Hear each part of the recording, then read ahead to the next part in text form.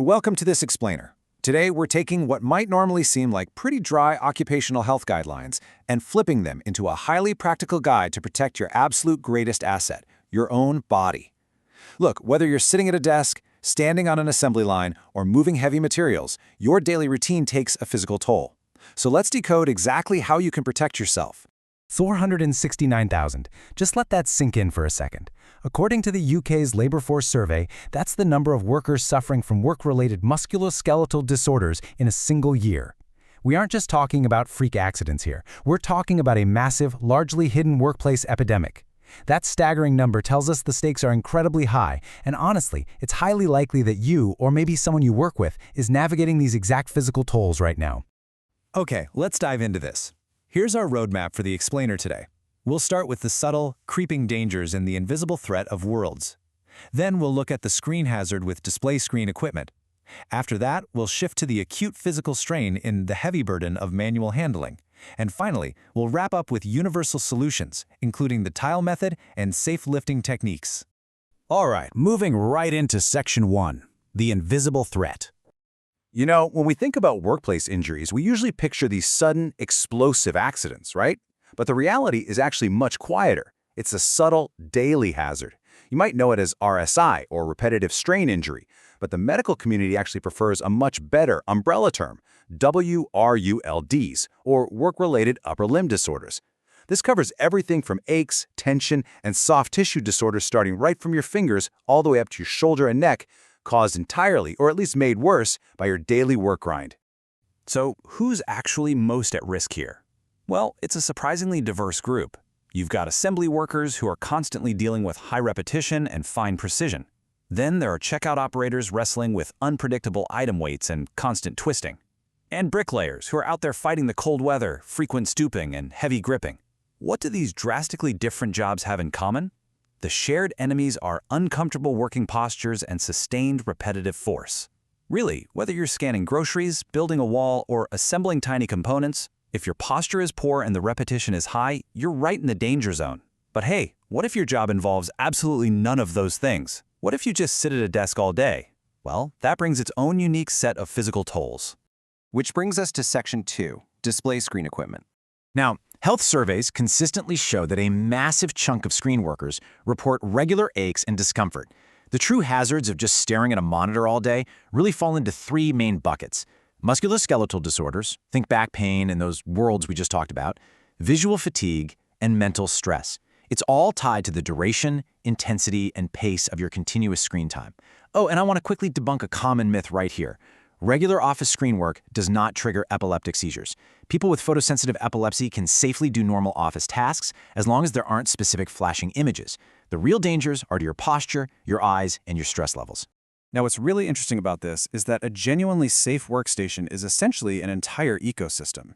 Notice how the user's eyes need to be approximately level with the top of the screen to prevent neck strain, and the forearms should be perfectly horizontal over the desk surface.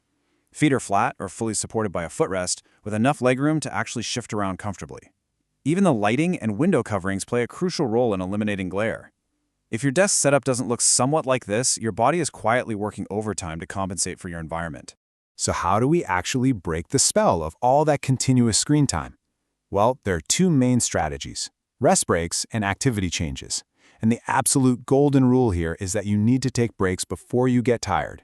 Short, frequent pauses are far better than one long, infrequent break. But a simple change of activity is just as powerful.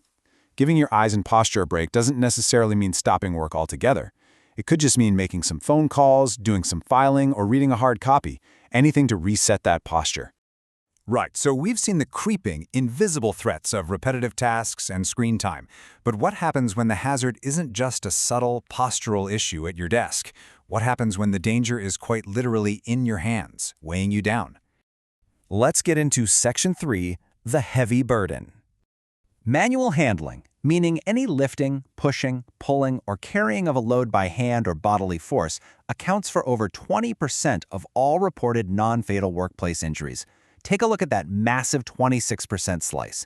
That represents injuries from simply picking a load up or putting it down. It's the single biggest culprit out of all manual handling injuries. Not pushing a heavy cart, not carrying a massive box across a warehouse floor, but just the basic vertical act of a lift. And this brilliantly illustrates exactly why vertical movement is so tricky. The absolute safest lifting zone is right around knuckle height, keeping the load close to your center of gravity. But the very moment you reach up near head height or stoop down below your shins, your safe lifting capacity drastically plummets by more than half.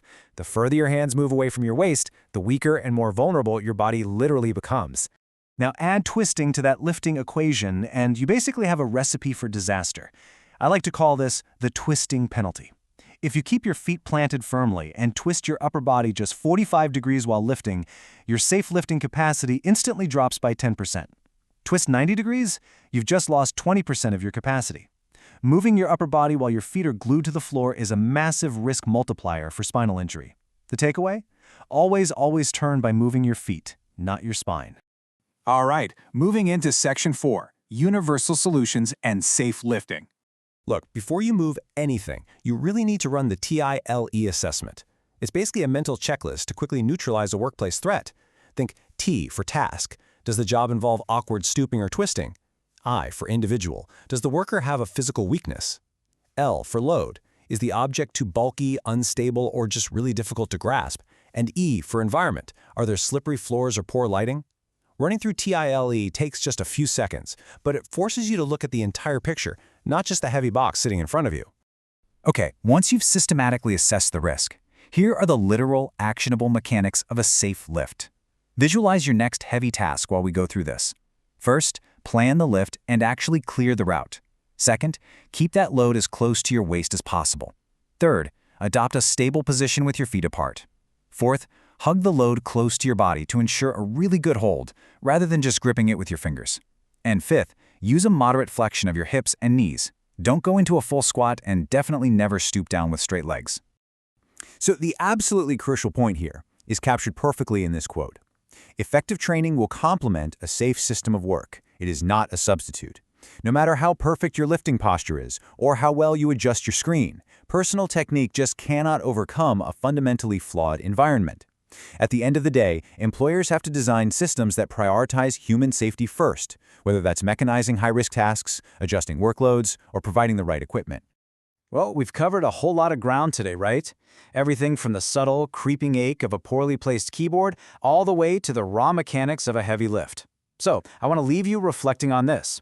Is your daily routine slowly breaking down your greatest asset, your own body? And based on what we've unpacked in this explainer today, what single change will you make tomorrow to protect it? Will you finally adjust that screen heights, start actually moving your feet when you turn, or mentally run the tile checklist before you lift? The power to protect your anatomy is completely in your hands. Thanks for joining me to explore this absolutely crucial topic.